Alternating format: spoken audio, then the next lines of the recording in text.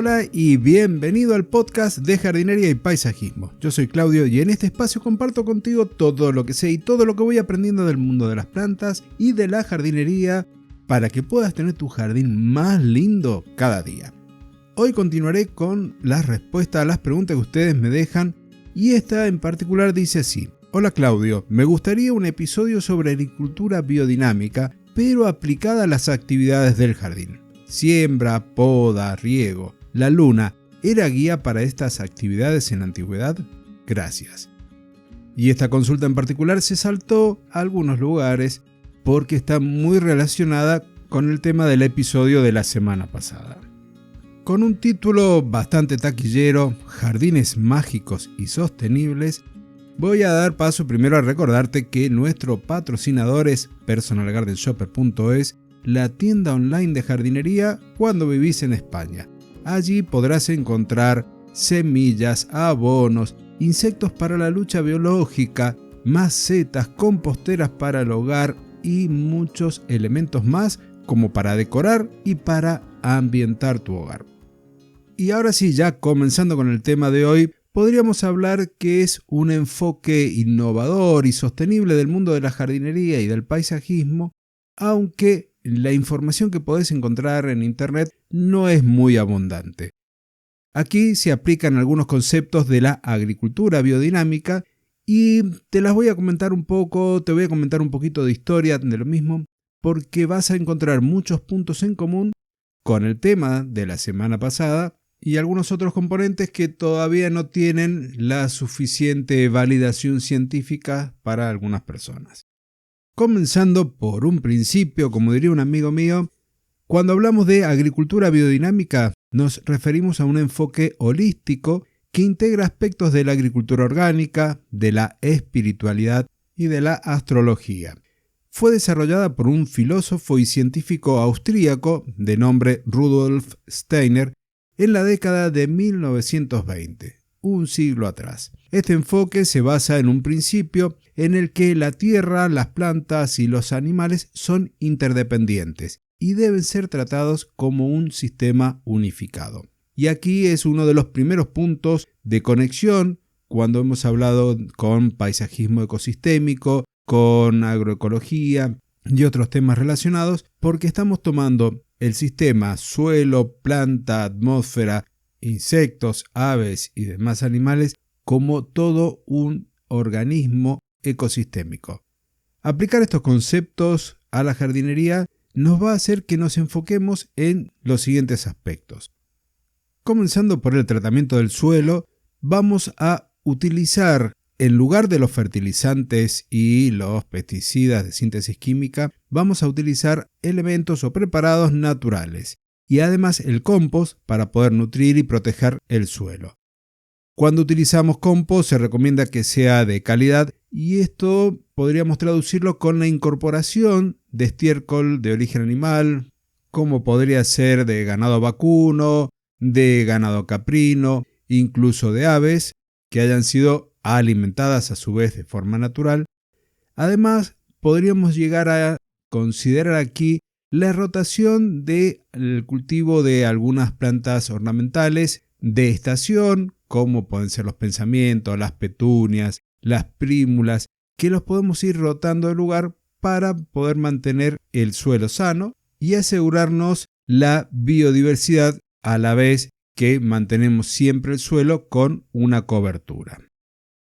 Continuando con las plantas, vamos a hacer hincapié en la diversidad de ellas.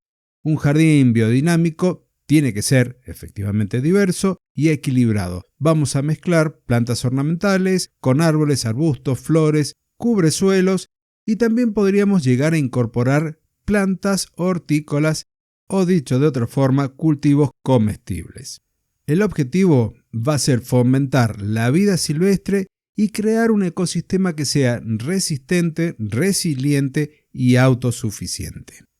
Continuando con estos aspectos que tenés que tener en cuenta en la jardinería biodinámica, no podemos dejar de lado la integración de los animales. Vamos a tratar de que nuestro jardín existan polinizadores, insectos controladores de plagas, animales que también controlan algunas plagas, como por ejemplo las aves que se alimentan de insectos, y podemos propiciar la presencia de estos insectos benéficos instalando los famosos hoteles para insectos, que podés adquirir alguno en personalgardenshopper.es o podés fabricar el propio con elementos como madera, cañas, tronquitos perforados y muchos elementos más que están al alcance de aquellas personas que les gustan las manualidades y artesanías.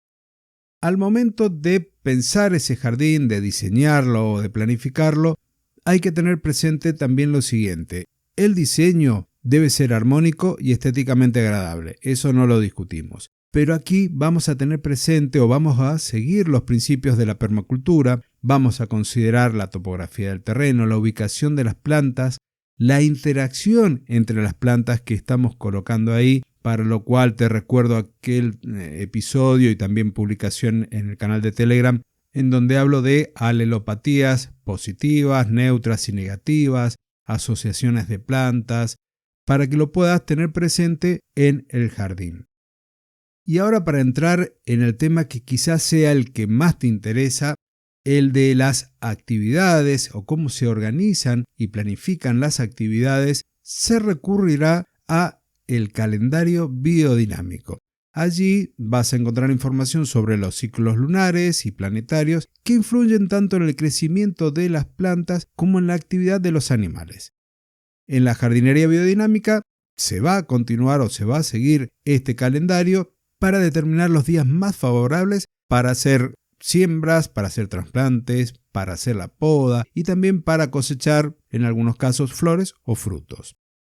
Hay algunas cosas que vas a encontrar allí que seguramente te recuerdan a conceptos o a frases que comentaban o que compartían nuestros adultos mayores, como por ejemplo hacer la siembra cuando la luna está en un cuarto creciente. Dependiendo de las plantas, en otros casos era cuarto menguante. Lo mismo que con las podas. Las podas se hacían cuando la savia estuviera abajo. Esto era cuando la planta está en receso, pero en aquellas que tienen follaje todo el año, se realizan cuando la luna está en fase nueva o en fase menguante, porque la savia se dirige hacia el suelo. Tiene menor movilidad en la planta. Estos conceptos que nuestros abuelos y bisabuelos compartían forman parte de esta agricultura y jardinería biodinámica. También, además de estas fases lunares, hay otros elementos como la posición de la luna en el cielo, si es ascendente o descendente, la posición del Sol y de nuestro planeta en relación a las constelaciones que corresponden a los signos zodiacales. También se tienen presente influencias como la posición de Venus, de Júpiter y de Marte, porque todos ellos terminan influyendo de una u otra forma en la actividad de las plantas. Con todo ello, hay 2 o 3 entidades conocidas a nivel mundial que elaboran estos calendarios, del cual hoy te comparto algunas de las tareas, tanto para el hemisferio norte como para el hemisferio sur, para el mes de mayo, pero en un par de semanas voy a compartir todo el calendario de mayo para aplicar a la jardinería biodinámica a quienes están suscriptos a mi boletín de noticias. Por lo tanto, si estás allí, no hace falta que tomes nota, y si no formas parte de la comunidad del jardinerista, te dejo el enlace en las notas de este episodio. Con respecto a las tareas, hay días dentro del mes que podemos considerar a días de raíz, es decir, actividades que van a estar relacionadas con las plantas que producen bulbos o que producen tubérculos o raíces importantes. Otros días son días de hoja, días de flor, días de fruto y días de descanso, en los cuales se realizarán algunas tareas de mantenimiento como deshiervar, preparar compost, pero no las actividades mayores como pueden llegar a ser la poda. Como ejemplo, para el hemisferio norte, días de raíz, o sea, los días ideales para plantar, para trasplantar, para cosechar tubérculos, bulbos y raíces, son del 1 al 3 de mayo, del 13 al 15, del 29 al 31. Y para el hemisferio sur, Los días de raíz están un poquito desfasados, tenemos del 2 al 4 de mayo, del 15 al 17 y del 30 al 31. Te recuerdo, hay más días separados en el calendario, los de hoja, los de flor, los de fruto y los de descanso. Los de descanso para el hemisferio norte están entre el 25 y el 28, para el hemisferio sur se corresponden al 1 de mayo y el periodo comprendido entre el 27 y 29 del mismo mes. Y con estos datos damos por terminado el episodio de hoy. Te recuerdo dejar la valoración positiva, el comentario amable, compartir, dejar tus consultas para que podamos responderlo en otro episodio y además recordarte que mi amigo Fernando nos visitará el próximo jueves para una nueva edición, un nuevo episodio de este podcast, tu podcast de jardinería y paisajismo. Hasta entonces y muchísimas gracias.